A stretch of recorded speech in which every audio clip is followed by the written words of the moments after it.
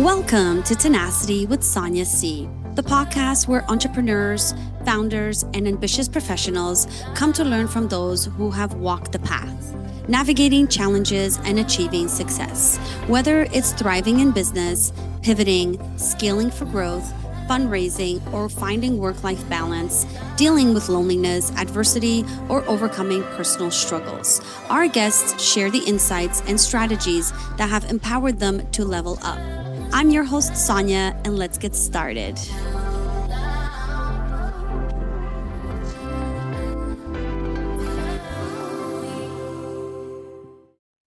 My guest today is Nicole Hilgenkamp, an AI literacy advocate and people-first leader who made a bold mid-career pivot into AI. She manages large teams, thinks deeply about the future of work, and as a mom of three, is living this change at home and at the office. Today, we're digging into what it actually means to be an AI literate, why it's non-negotiable for your career, and how to go beyond just Googling it prompts. We get into agents and augmented teams, guardrails and policy, building internal champions, and how leaders can move from hype to habit.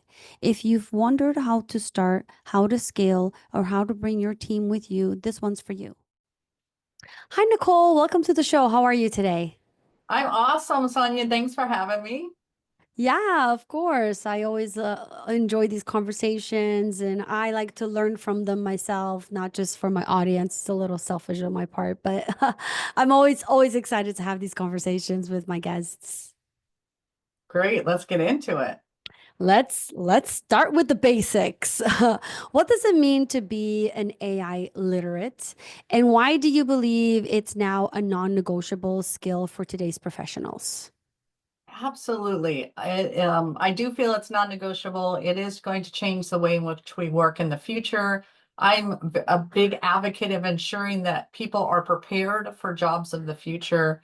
We've seen Mm, so much in the job market change over the past just year alone. And yeah. I want to make sure, because personally, I was going through a job change last summer. That's where I really got in understanding that I needed to have a career pivot halfway through my career. And that's where I really started to gravitate to AI and recognized how it will change my job in the future, how I needed to pivot it for myself, and not only myself, Mm, but the large team in which I manage. So I do think it's imperative for jobs of the future, all jobs of the future. I think it's going to show up everywhere in knowledge yeah. workers, in creativity, in so much that we need to learn from Mm, the past, right? We always yeah. learn from the past, hope not to make those mistakes in the future. So the nice thing is it's fast, it's easy, it's at our fingertips. And that's why I'm a huge proponent that we all become AI enabled. And what that means is that we understand and we continue to understand the relevance of AI as it evolves, and it's evolving very fast, very fast. So I'm nowhere will you be an expert. Don't overwhelm yourself, but just follow a newsletter and experiment in AI and start to think Hmm. of how AI can be used in the work that you do to make your life Yeah. and work easier. And that's such an interesting thing to say. I mean, I love AI. I use like 80, I use it like 80% of the time in my job now.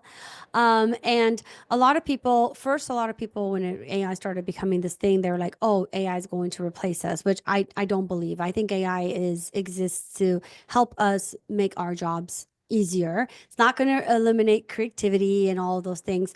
But here's the thing, which you just sort of mentioned, like pivot into AI. And yeah, I get pivoting, but there's also the fact of like understanding how to use AI. Like, for example, if you're going to use ChatGPT, um, it's not just a matter of start using ChatGPT to help you with your job. It's also a matter of do you know how to use ChatGPT? Because you don't just go into ChatGPT and ask it a question or say, write me a blog post and you're going to use that information. You have to teach ChatGPT how to give you the outcome that you need. So how do you answer that? Because it's not to me, it's not just use AI to help you with your job. It's learn how to use AI properly, right? Absolutely. AI is not replacing us. It is requiring more of us, but it should be making our life a bit easier. So it does allow us to do things much faster and quicker. But like you said, I've seen so many people kind of go into AI for the very first time and treat it like they would have Googled it. And they get a Mm-hmm. poor response and then they Yep. walk away because they had a bad experience. And so that's where you have to learn to prompt well and ask great questions. Like the number one advice I can say is ask great questions and get good at asking questions and even have AI help you ask itself questions around getting more out of the information that you want and the outcomes and deliverables you want back. And Yeah. you I'm continually evolving and getting better and more use cases of questions are crossing my desk. And a really great one the other day came in is that, you use AI to gather information Mm-hmm. like what is the best, what should what does the number say, et cetera. And then you say to yourself, what decision should I make? And that's very linear. We could say, if you were me, AI, what would you do? And why would you do that? Mm-hmm. To get a whole different perspective, because now I'm starting to kind of play with that. And I'm like, oh my gosh, I wouldn't have thought of that because I was just thinking, I wasn't thinking about all the different options. I was thinking of the three options that just happened to pop in my head. So I really love Yeah. like interaction that you can have with it and not just so linearly or just answering or responding or providing the research, but more interactive use of it is a new use case that Mm-hmm. I've been using it for. Yeah, and I mean, when you go into it, and if you're like, let's say you want to use it for marketing, for example, you can literally tell it, you are my marketing manager, and I want you to provide me this information based on this thought process. Like, it's really about the prompting, right? I mean, like, there's this tool called, I don't know if you've heard Cintra.ai.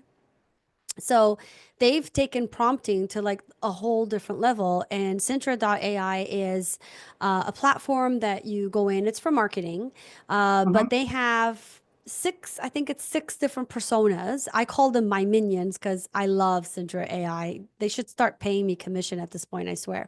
They I've should. put everybody on it. But what they do is they have a prompt, so it's like a character and it has a name and it also has a specialty. So his specialty or her specialty is SEO. And then there's a copywriter, and then there's an HR manager, and then there's a social media manager, and there's a business development manager and sales. So they have all of these prompts set up as characters that have a specialty to that character, so SEO, etc. So when you ask it a question, it's already answering you knowing the prompt that it was built for. And Mhm. in addition to that, it has a brain, and you can feed documents, images into this brain. And then when you ask a particular character a question, it can take information that you fed into the brain into account in its answer to you. So you could put, example, your business plan or your marketing plan, or documents about your business and what you do and what your sales plan is. And it'll take all of that into account.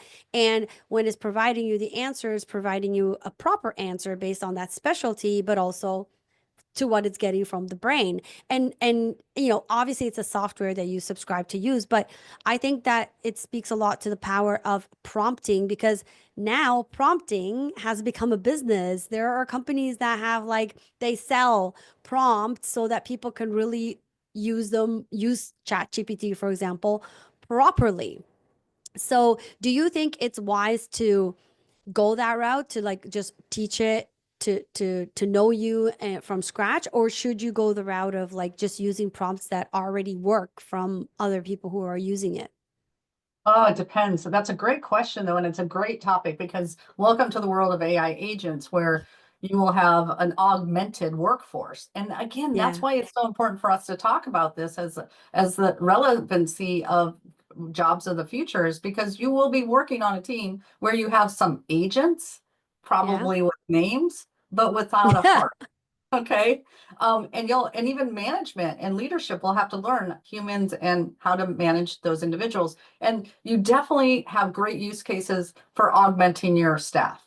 Hmm. You will also always need a human in the loop because you will want to, as you pull that information together. And that's what I'm seeing a big hiccup in the market today is that if having the knowledge management ready for those agents, Hmm. those that are really successful, where they have documented processes, very clean master data, and their processes are standard and their knowledge bases are collected, right? Hmm. So if your help desk isn't necessarily documenting the types of inquiries and the responses, that would be something that they would need to curate so that they could feed Hmm. it to the agents in that brain that you're talking about.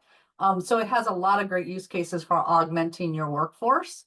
But then there's use cases that people won't need to augment their workforce, right? There's a lot of people that are creatives that want to continue to have that oversight of what they're creating, and they'll need a lot of human creativity to put into it. So it's all depending on how you need or want to use it in your personal and professional life. It will be used in both. So just be careful when you do that, build that brain. When you build that brain, that you Yeah. have privacy, that you're training it against bias, that you're validating the information, because we've also seen some agents or personas, like you said, go a little bit rogue and Hmm. have lost customers for people. So there's some trade-offs that you will always want to have a human in the loop, but it's a great way to Yeah. augment your staff. I like what you just said because at the end of the day, this is why I believe that, not anytime soon AI is not going to replace humans because AI still needs our guidance. Like it's there to help us get some of, I'm talking about marketing because I think AI is a perfect tool for that. Help us get some of the content we need and things like that. But it's not going to replace the creativity. Like a human looks at something that AI created and it's like, this is good, but I can make it better. But this is a really good starting point, Mhm.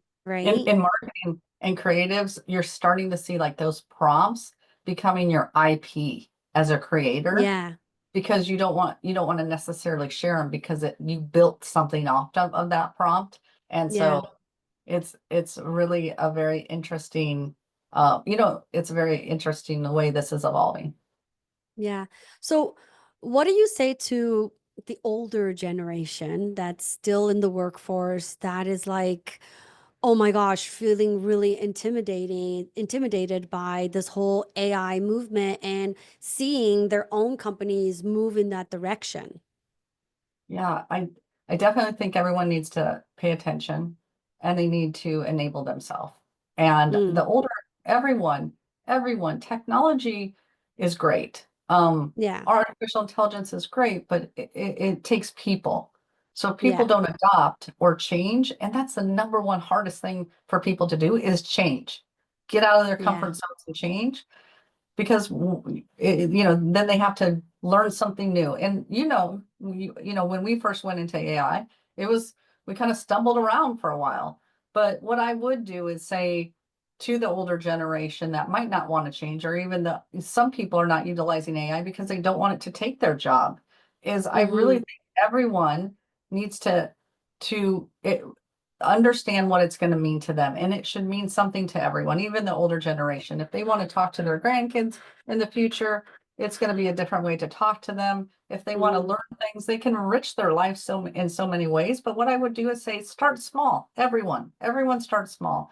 And if you're in a company and you talk to your boss, talk to your leader and say, what are your thoughts for us with AI? So that you can Mm, get from them. What I encourage leaders to do is have this conversation. But first and foremost, when people say, "How do I enable AI at a company?" I'm like, start with the leader. Start with the leader, right? Because yeah, if the leader might be one of those people that don't want to change, and yeah, then that individual that wants to really, improve and use this as a tool in their toolkit, that might not be the company for them. So, yeah, I mean, you gotta see what the leader thinks about it. And you might be able to help the leader understand its benefits if you can show them some of the benefits of using it at your company. And then you might just have yourself a new job in the future. But everyone needs to, take it at a pace, but they need to Hmm. start. I mean, that's all I would say Yeah. is start somewhere. Everyone Yeah. start somewhere. See, I find what you just said interesting because I have the opposite problem. I run a business and I love AI. I'm an early adopter, and I mean, we're a technology company, so I love it.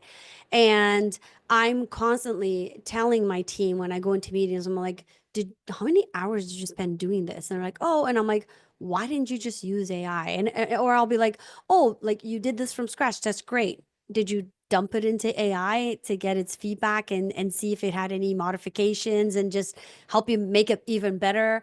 And like, I'm having a really hard time pushing my team to do that because they're like, they don't want to put in the work of training the AI model, right? Because Mhm. they know that they're not going to get the best result based on the first question. And I think they might get a little intimidated because when they hear me talk about it and everything that I'm doing with it, because like my AI is like my clone. I've been using it for so long. It knows me so well. It's to the point where it speaks like me. Everything that it spits out, it sounds like me, right? But that did took it took work, and it was also consistency. I used it. So what do you say to organizations like mine where, the top is trying to push it, but the employees are the ones that are not, they're not encouraging themselves to use AI. Yeah, that's where I think the more examples that you can share. What I tell my team is, what did Copilot say? What did Mm. ChatGPT? Ah. Like, don't ask me Mm. for the answer. You give me the recommendation, and where did you get the recommendation? Did you vet all your Mm-hmm. sources? And AI being one of those great sources.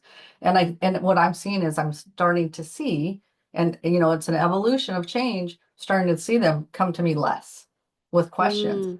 but more with really good information for me to be able to say, yeah, I think go with that one. And that usually came from them and AI together. So I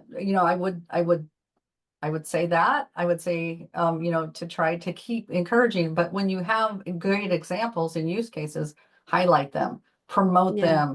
them. Starting a community of practice is really awesome. Starting to designate super users is really great. So when people start to see that Mm. community and they're helping each other and look, hey guys, look what I used it, so that it's not you pushing it down, but it's the community really driving everyone Yeah. better, that I think might help change the dynamic.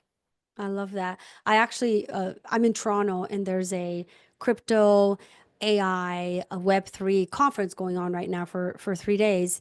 And I reached out to my team and I'm like, it's down the street from us. And I'm like, hey guys, like anybody who wants to go, I'll buy you a ticket. Like go for an hour or two, go for the whole day, go. And like, nobody reached out. And then finally, I'm like, you guys should really take advantage of this. There's like so much AI. And then the minute one person's like, oh, I want to go, then another person said yes. And then I was so excited because there's like five of them they're all going to go together and they're really excited about it now. And I'm like, oh, like I feel like finally I've had a breakthrough, but it took a long time for me to like just convince them to go to this thing and just be there, just browse, just listen to a speaker. You know what I mean? Just that alone Yeah. took a hard effort on my part. Yeah. You need some internal champions, some Yeah. plotted people that that love it, like you love it, and have them start talking about a bit more about it. But yeah, Yeah. that's I do great. I do think that it starts like if I the more that since I'm running the company, I think the more I do it, the better it is. Like today I was talking to like my development manager and I'm like, I want to develop like a phone app for marketing purposes. And he was like, okay, like let's put the requirements together and figure out the cost. And I'm like, no, no, no. Like there are AI tools that will allow you to build something like this. Like we're not building a rocket ship. I just need something that we can use for some marketing purposes. So like we should spend no more than 2 days on this thing. And he was like, okay, like, oh, okay, I'm gonna do some research. I'm like, hey, I have two AI tools for you, this one and this one. Go check them out. And then he was like, oh, he messaged me like an hour later and he's like, oh my God, these are amazing. Yes, we can get the job done with these. Perfect. And I'm like, so I think as a leader, if I keep like just using examples, it'll help open their minds to just using that as a possibility. Yes, absolutely. Absolutely. So, with all the excitement around AI, there are also risks. What red flags or common missteps should businesses consider when adopting AI tools? Definitely should have, after starting at the top with advocacy and how you're promoting it within your company, then it's around guardrails. And so understanding what is your AI policy? What are you going to allow to go in? Are you going to allow to build large language models with your company data and Mm, putting together the AI guardrails, policies, procedures around how your company is going to address. I definitely think that that's a starting point, and it should be introduced early as soon as you're going to start that journey, and then follow up with access and experimentation. So mm, executive leadership, owner, founder leadership saying, I think we're going to do this. We're going to do this together as a team. I'm a proponent, I'm an advocate. Now I'm going to put some policies around it. Don't put the customer information in there. Don't put any, personal information in there. When you talk about our company, talk about it in this way so that it can identify that this is the company that we work for. Those types of things need to be laid out and need to hmm be trained to your organization. Then, what tool are you going to utilize for AI and allow people to have? And then hmm experimentation starts. Experimentation Yeah. starts. And when that starts, you're going to start to see those super users crop up. You're going to see lots of use cases, and you're probably going to see more use cases than you have the ability to turn.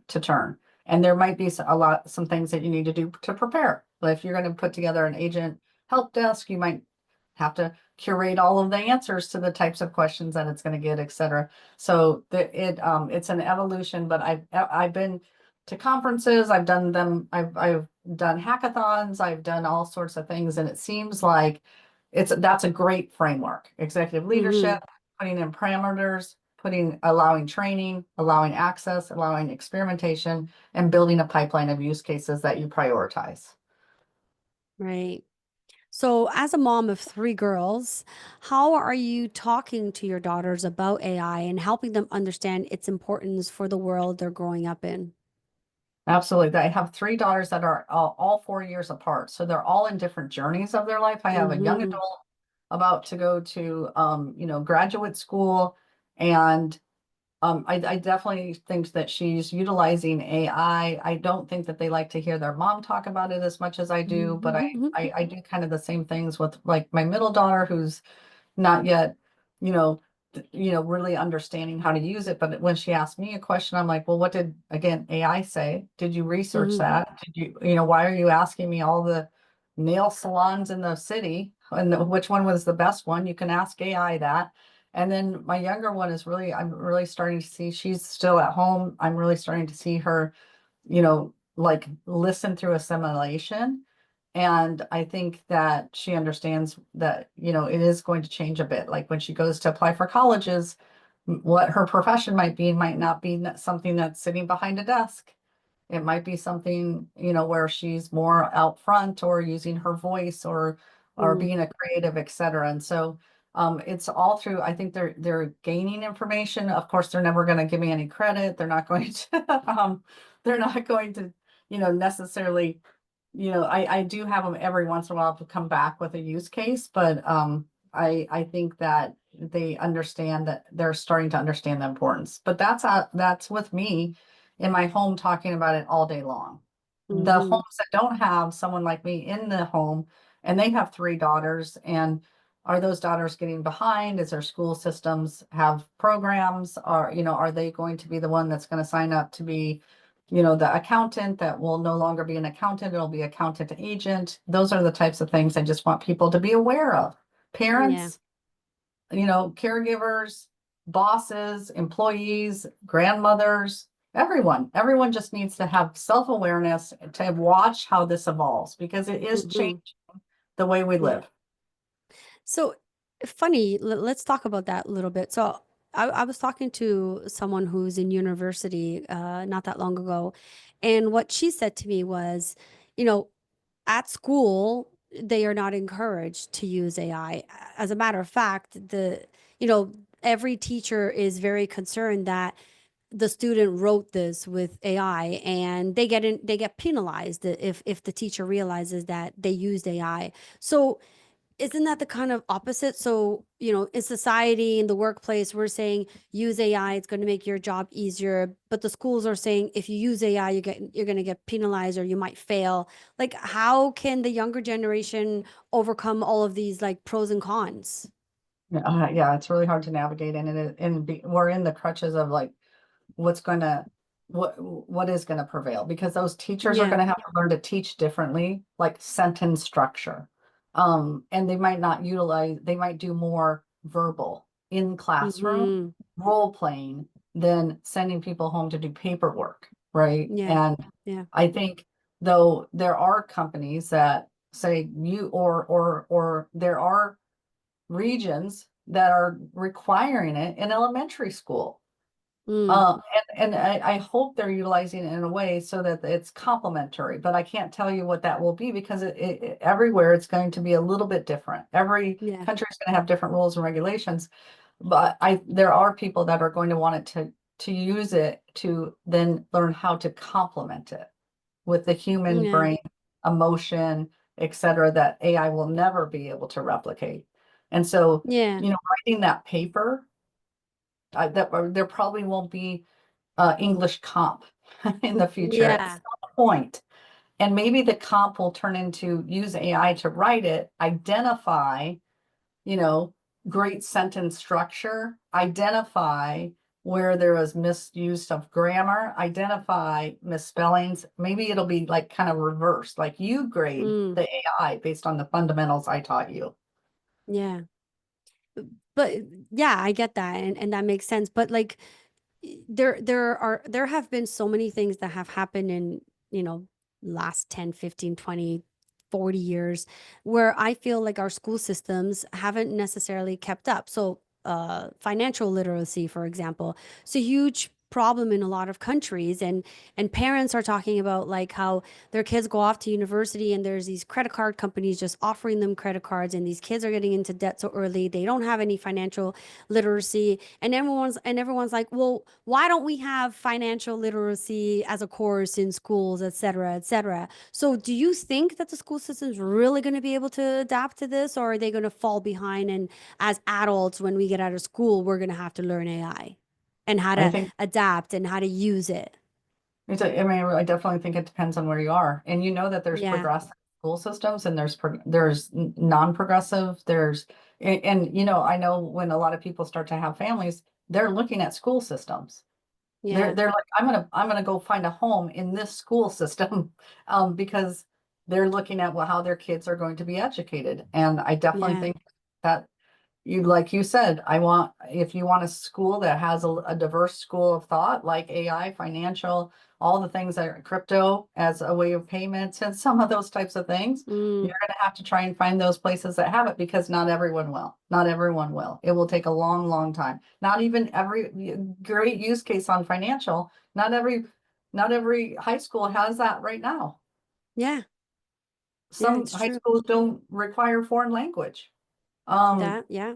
there's a lot, and so if you want that, you're gonna have to find the school system that promotes it. But the nice thing also that we're gonna see happen a lot more is online education. Yeah. Online education.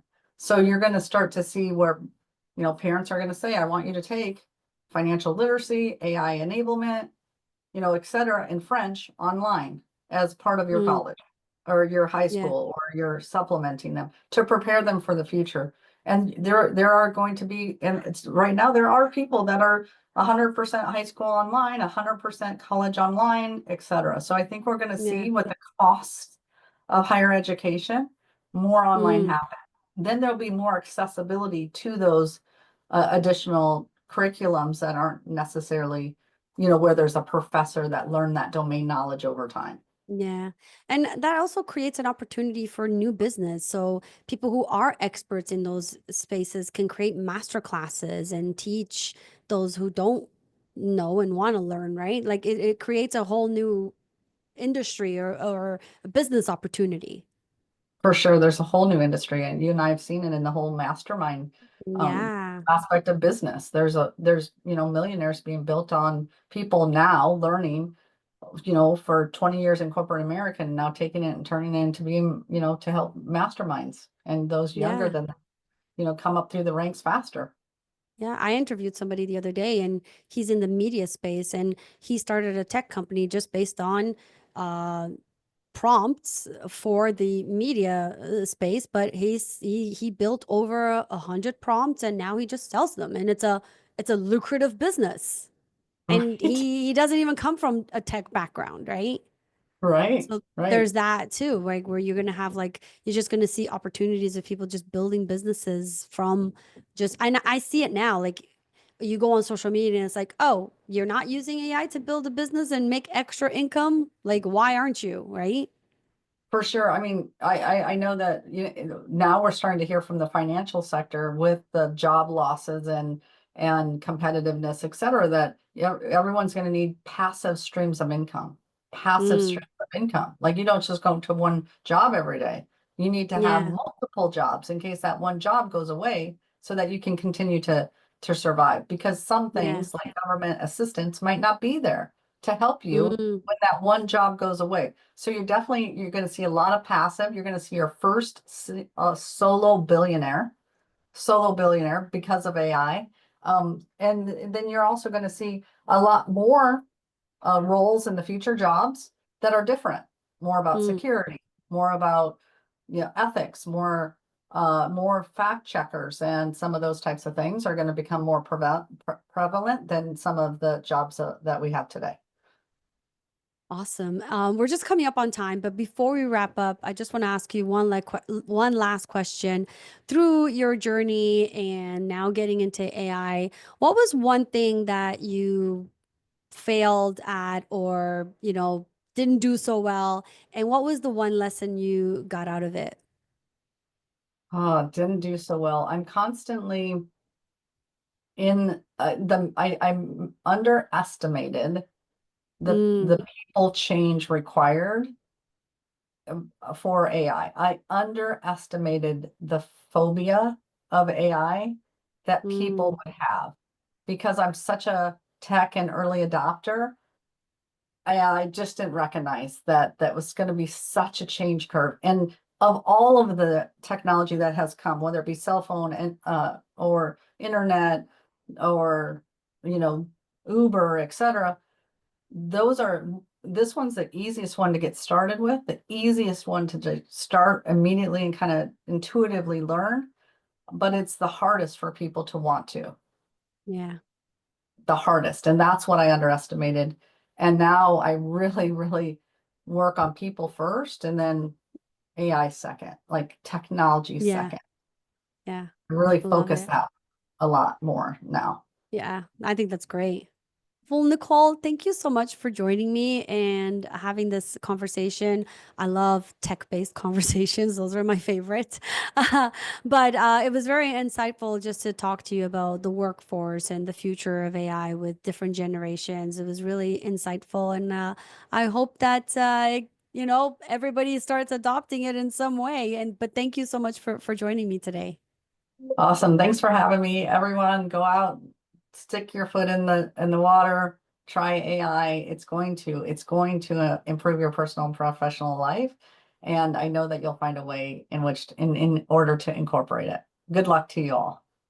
Awesome. Thank you. I want to thank Nicole for joining me today. My biggest takeaways: start small, but start now. Ask better questions. Don't expect magic from weak prompts. Keep a human in the loop.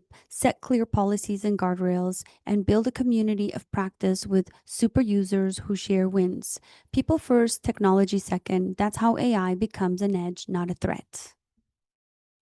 And that's a wrap. To our listeners, thank you for joining me on this journey of learning, growth, and inspiration.